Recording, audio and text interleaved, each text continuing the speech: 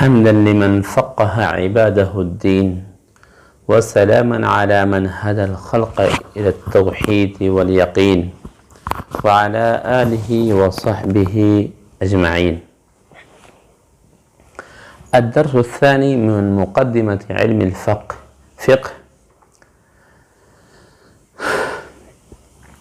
يحتوي على أمرين: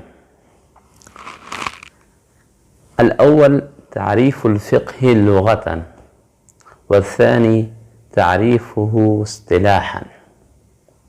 وقد ذكر في المتن: الفقه لغة العلم بالشيء، ثم خص بعلم الشريعة،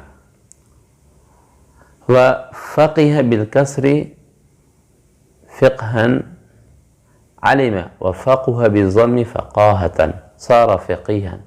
واصطلاحا عند الأصوليين العلم بالأحكام الشرعية الفرعية المكتسب من أدلتها التفصيلية. وعند الفقهاء حفظ الفروع وأقله 3. وعند أهل الحقيقة الجمع بين العلم والعمل، يقول الحسن البصري: إنما الفقيه المعرض عن الدنيا الزاهد في الآخرة البصير بعيوب نفسه. فالأمر الأول من درسنا اليوم هو تعريف الفقه لغة. الفقه من مجرد مصدر فقه أو فقه أو فقه. لو قلت فقه بكسر العين فمعناه علم وفهم، العلم بالشيء. وإن قلت فقه بفتح العين معناه سبق غيره ثم خص بعلم الشريعة.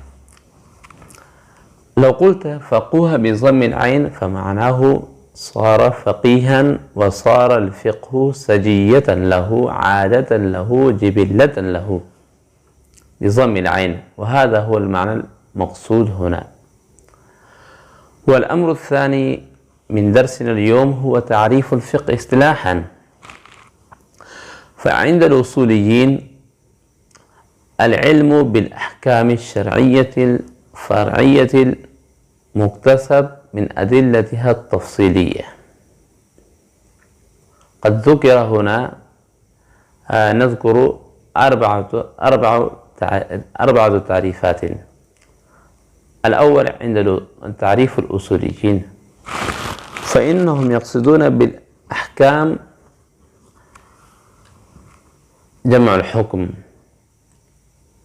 يعني كتاب الله سبحانه وتعالى المتعلق بأفعال المكلفين. لكن صدر الشريعة رد هذا التعريف للحكم، بل إنه قال: والحكم المصطلح عليه عند الفقهاء ما هو؟ وهو ما ثبت بالخطاب كالوجوب والحرمة مجازا، كالخلق على المخلوق، ثم صار حقيقة عرفية، وخرج بها العلم بالذوات والصفات والأفعال. يعني بقيد الأحكام خرج العلم بالذوات والصفات والأفعال.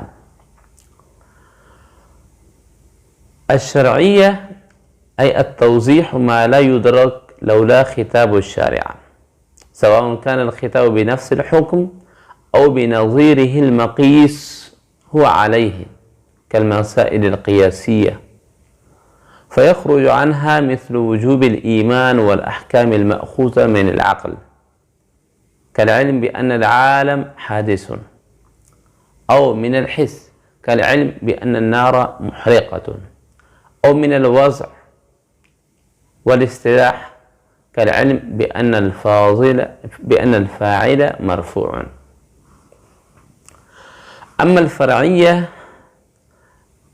الفرعية معناه المتعلقة بمسائل الفروع دون الأصلية، ككون الإجماع أو القياس حجة، فلا تتعلق بهذا، بل متعلقة بمسائل الفروع دون الأصول.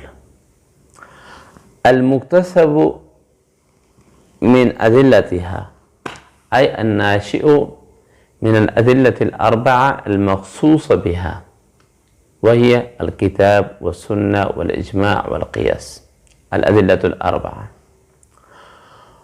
واحترز به بهذا القيد، بالقيد من أدلتها من علم المقلد، فإنه علم المقلد وإن كان قول المجتهد وهو دليل له، لكنه ليس من تلك الأدلة المخصوصة، وخرج ما لم يحصل بالدليل كعلم الله سبحانه وتعالى وعلم جبريل عليه السلام، فقد خرج منه هذه العلوم كلها.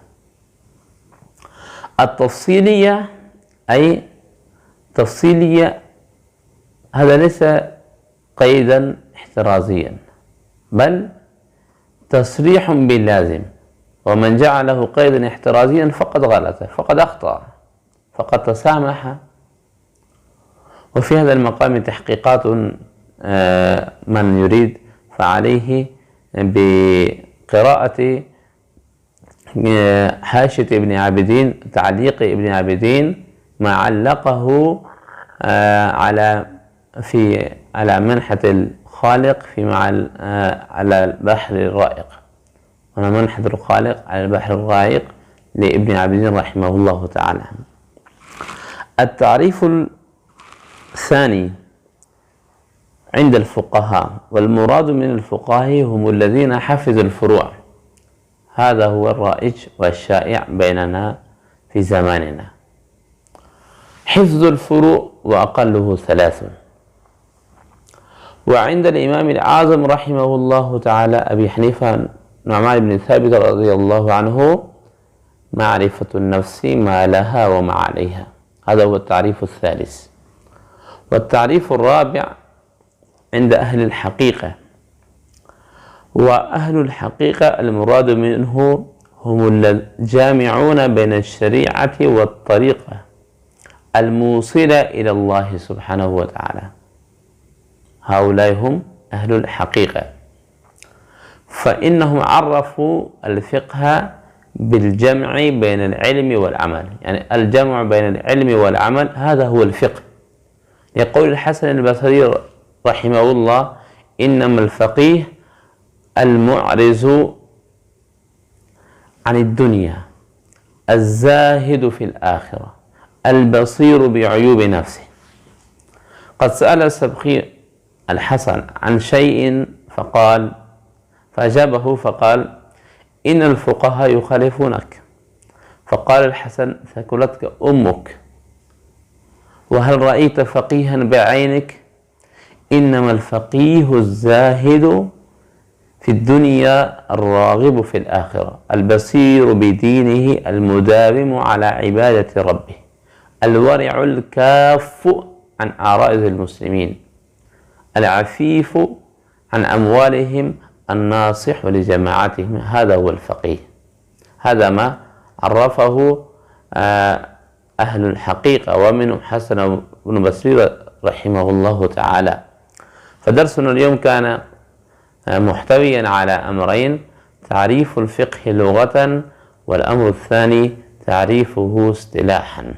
صلى الله تعالى على خير خلقه محمد وعلى آله وصحبه أجمعين.